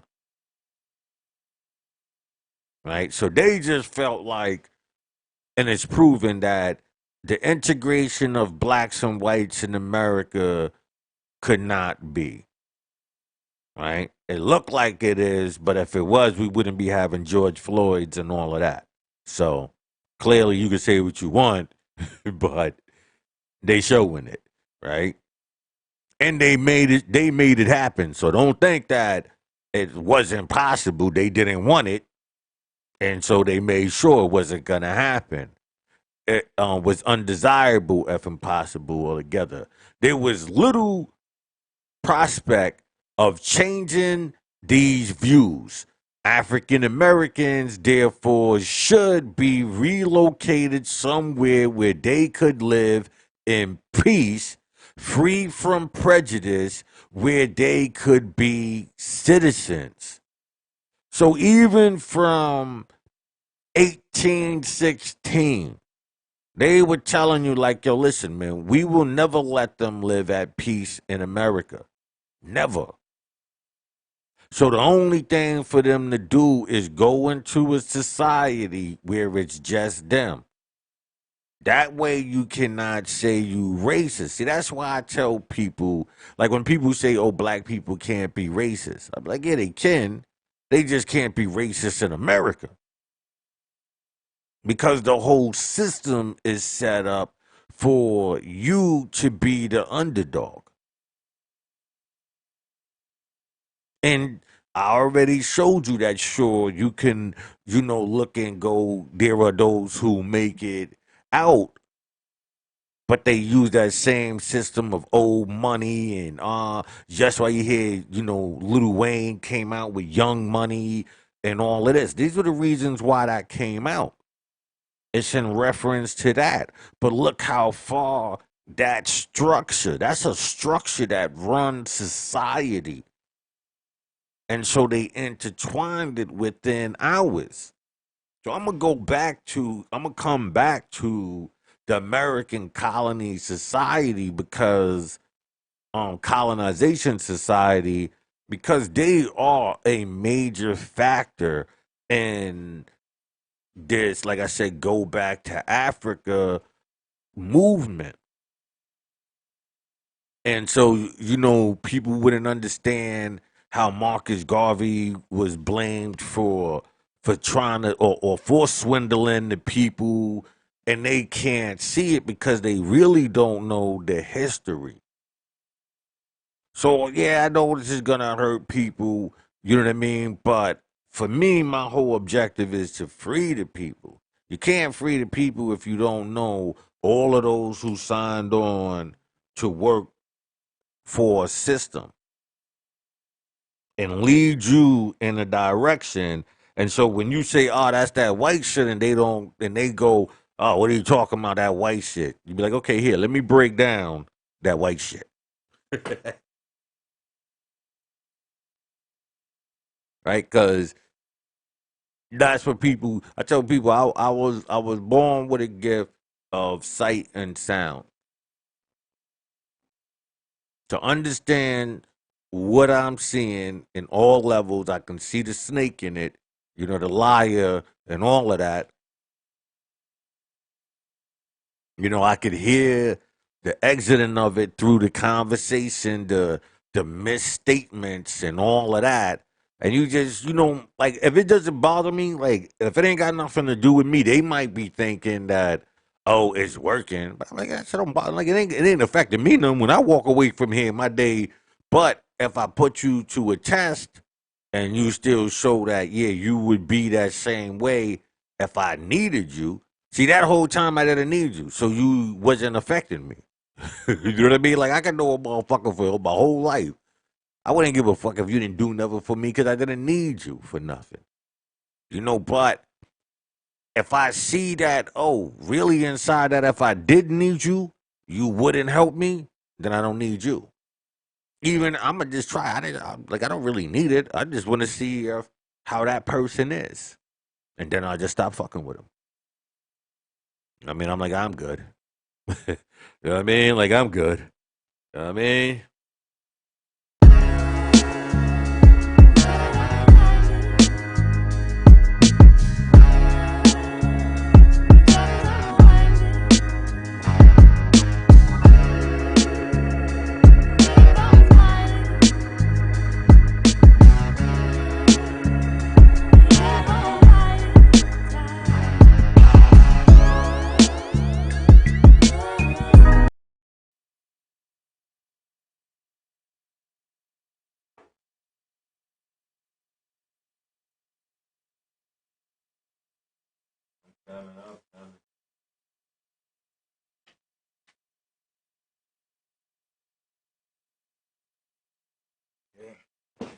Guess who back?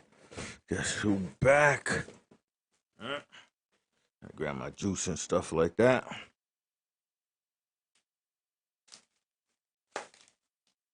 Just down. Grab my headphones. Ah, okay, so we back in the building. We back in the building. Uh, so we wouldn't know these, like I said, this system that's set up to mislead you and not realize who in our own community at that who's down with it. So when you hear these talking points, you can also hear where they getting it from, what agenda they're promoting. Because I told you It's about chicanery. So while you're hearing that, and these are the people that they speaking to under this banner or whatever, because the concept is real. Like going back to Africa and all of that. Sure. But who's doing the promotion? Who's doing that? You understand what I'm saying? That's what you gotta ask yourself. Really? You know what I mean? Like, that's what you gotta ask yourself. Who's doing the promotion? Because if you don't know who's doing the promotion, this whole shit goes to shit. You know what I mean? So, they already telling you somewhere they could live in peace, free of prejudice, where they could be citizens. Well, let me just check something real quick. So that's just how you supposed to look at that, right? I mean, I don't know how you supposed to look at it, but that's what's on the table, right? But like the colony, right? Let's go back out. We're gonna come back to that, like I said. Um, so we in Laconia still, right? Since his early political career, Abraham Lincoln supported America. Okay, no, I already read that. Here we go. The plan. And now, mind you, remember the plot hatched in 1816. We're in 1862. So when people think that things happen overnight, no, no. The campaign, the money, the setup. Oh, we gonna do all of that before you even involved. That's how what do you call that shit?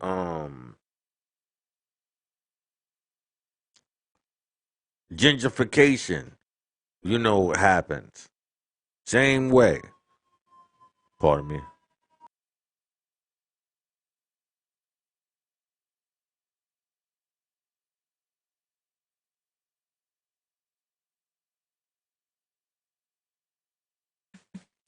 Happens in the same way, right?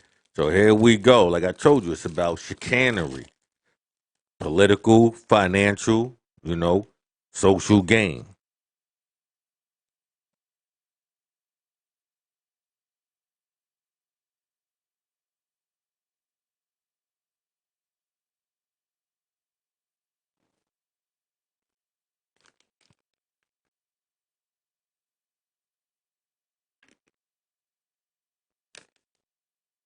By 1862, Lincoln had decided that Cherokee Providence, at the time, pardon me, part of the Grandlands Confederation, but today in Panama, would be an ideal location to start a colony where blacks, especially, wait,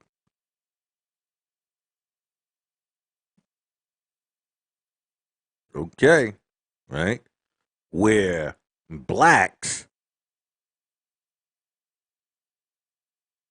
especially freedmen, could lead better lives that they could in the United States. In August of that year, he invited a group of prominent Africans in the White House to discuss the plan. He stated that the area had evidence of very rich coal mines and among the finest harbors in the world. Africans Americans, including Frederick Douglass, um were in general firmly opposed to immigration, and the delegation, unsurprisingly, reacted negatively later that month. The National Republican published the in addition with the title, the colony of Laconia, which stated that the necessary arrangements for founding a colony on the grand scale that been completed, with the project being handed to senior Pomoro. Pomoro promised that 100 African families traveled with him to the site as pioneers. On August 1st and September, Pomorial, right, received the permission of the government and landowners. This is the person's name, Ambrose, right, of the investment company. However, the central, see, that's what I'm saying. Like, you get to know these people and all of that. This is the person that was a wealthy shipbuilder from Philadelphia. He acquired a large piece of land and this place with the northern part of the modern day Panama. He thought it would make an ideal port because of his large lagoon and stocks of coal. So he offered to sell it to the United States. Now, I'm not going to lie. Any port is ideal for black people. So that would have been a good deal. But here's the problem, right? Here's the problem. However, the Central American nations of Costa Rica, Nicaragua, and Honduras felt threatened and informed Washington that they opposed the plan. Costa Rica had territorial claims to Chiquico. I'm sorry if I got that name wrong. And made a formal complaint. The representatives of Central America also considered Pomoro's plan to be an example of filibustering a la Walker. United States Secretary of State William H. Dewey informed these nations that no plan would continue without their consent. But Lincoln continued to push the plan forward. By late September, after being advised by Seward of the growing intimidation, international outrage from Central American nations, Lincoln decided to abandon the idea, arguing Pomorio, who had already found 500 pioneers.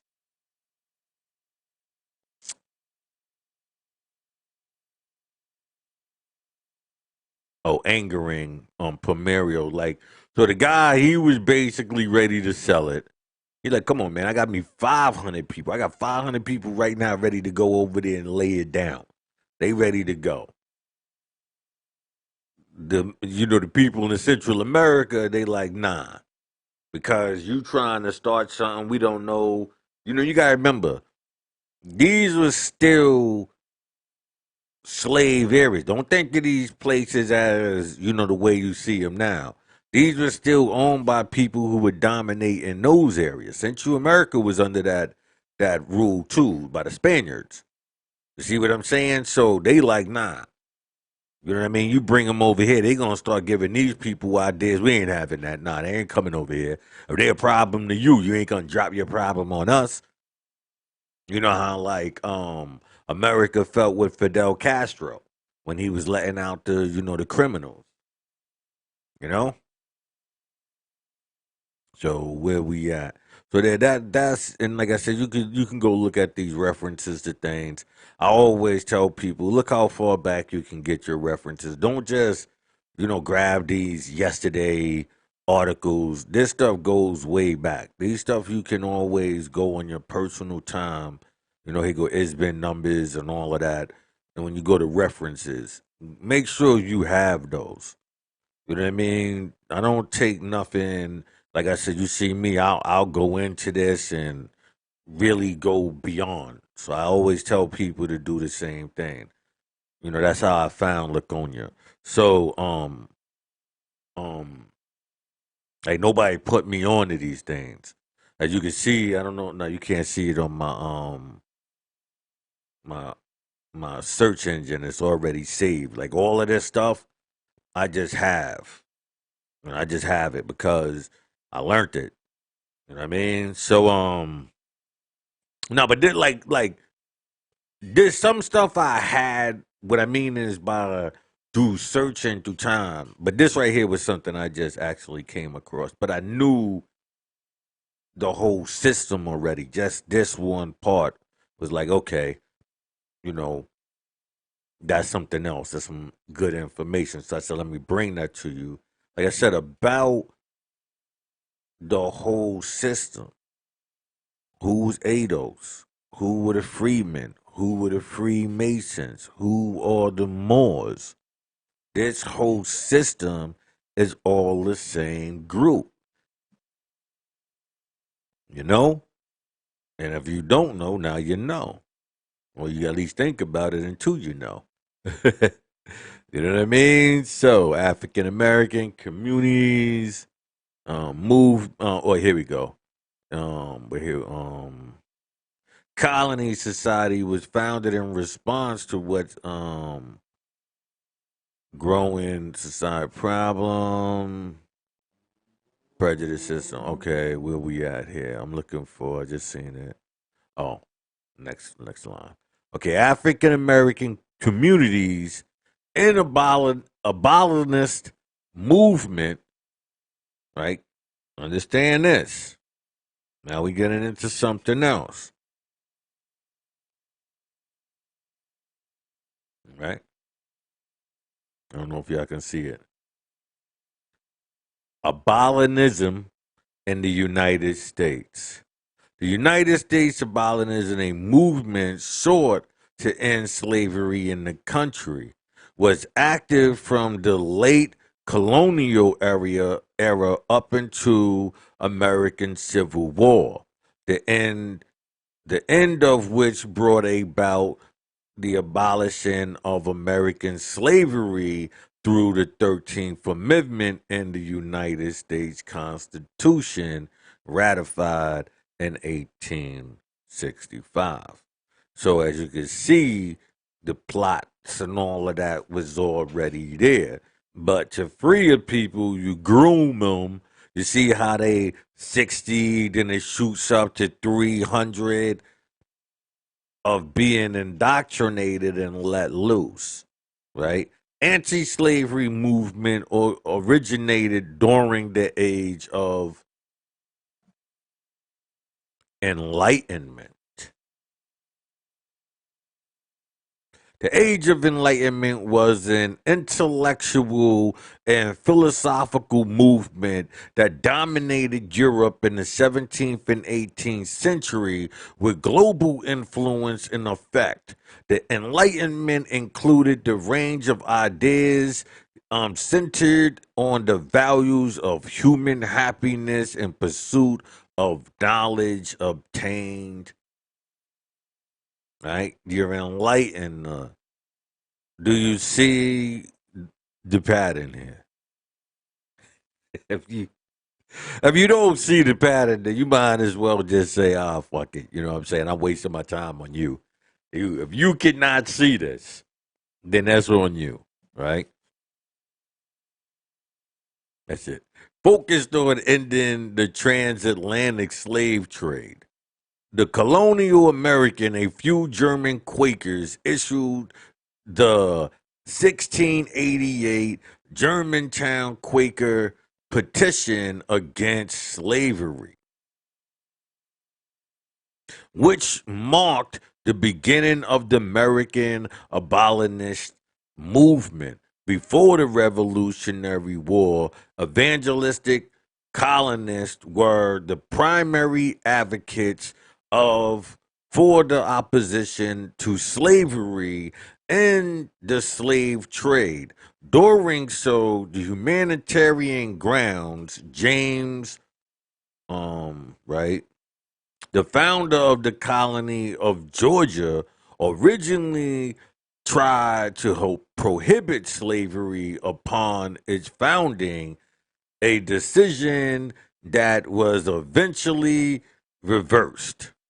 Oh, that's pay attention to that.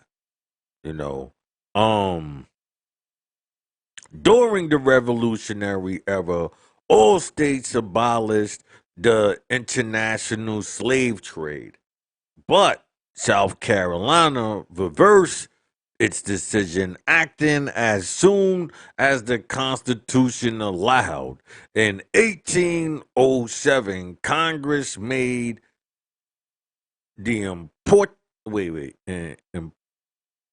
importation. Okay. It goes. Where we at? During the Revolutionary era, all states abolished the international slave trade but South Carolina reversed its decision, acting as soon as the Constitution allowed in 1807. Congress made importation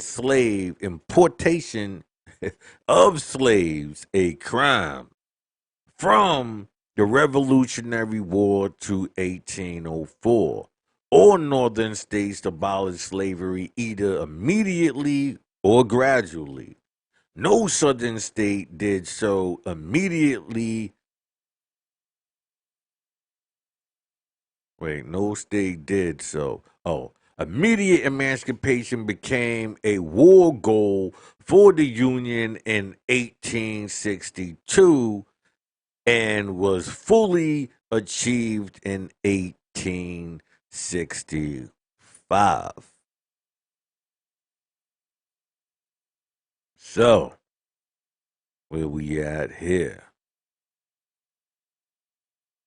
Abolitionism in colonial America. The first statement against slavery in colonial America was written in 1688 by a religious society of friends in 1688. Francis Daniel, right, of Germantown, Pennsylvania, drafted in 1888 Germantown Quaker petition against slavery. Like now I'm wondering if Germantown is that how far would that be from Philadelphia? Because there's like a Germantown in Philadelphia. There's no East Philly. East Philly is Germantown. So I'm wondering if it's connected. If it is, I didn't know that history. Anyway, where we at? A 2-page commendation of slavery and sent it to the governor's body of their Quaker church. The intention of the document was to stop slavery within Quaker community, where 70% of Quakers.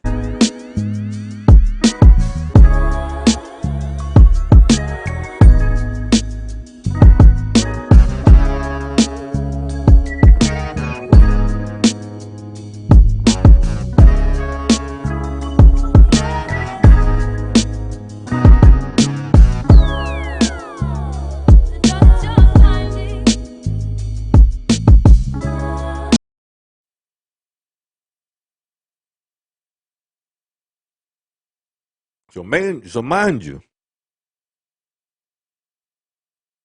the Quakers was on it too. Yeah, the Quakers was on it too.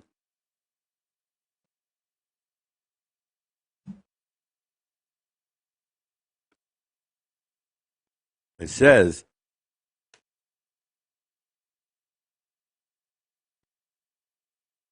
the 2-page. Wait. The intention the intention of the document was to stop slavery within the Quaker community, where 70% of Quakers owned slaves between 1681 and 1505. It acknowledged the universal right of all people, while the Quaker establishment did not take action at the time. The the unusual, early, clear, and forceful argument in the 1688 Germantown Quaker petition against slavery initially initiated the spirit that finally led. Where we at?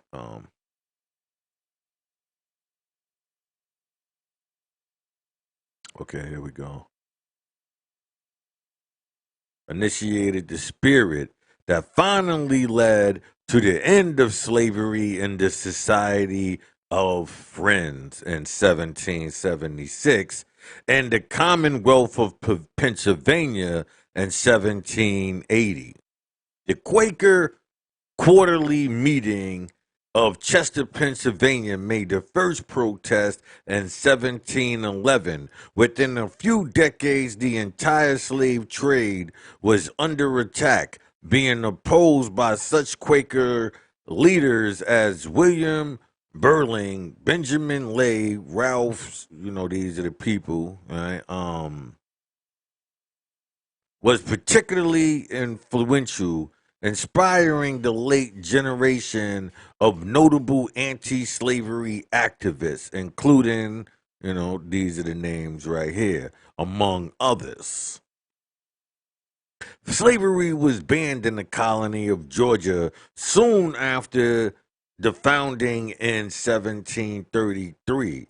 The colony founder, James Edward Wright, um, fended off repeated attempts by South Carolina merchants and land spec what is this speculators to introduce slavery into the colony in 1738. He wrote in the Georgia trustees urging them to hold firm. If we allow slaves, we act against the very principles by which we associated together, which was to relieve the distress, whereas now we should occasion the misery of thousands of Africans by setting them upon using arts to buy and bring into particular slavery the poor people who now live there free. They acknowledged they were African. So when you hear them say, nah, we not Africans, we were here, right? That's not what these people are telling you. They telling you you came from Africa, right? The struggle between Georgia and South Carolina led to the first debate in Parliament over the issue of slavery.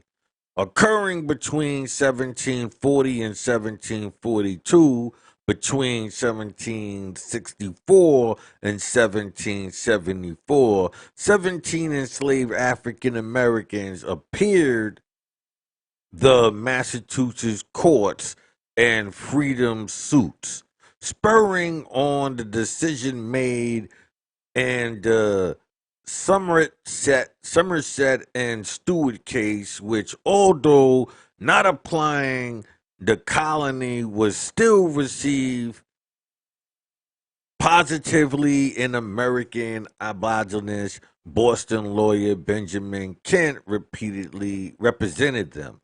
In 1766, Kent won the case Slew versus Whipley to liberate Jenny Slew, a mixed race woman who had been kidnapped in Massachusetts and then handled as a slave. According to history, Stephen Pincus, many of the colonial legislators worked to enact laws that would limit slavery. I was thinking about That would be a good movie. The Jenny Slew. Right? Do they have a movie about it or something? I don't know.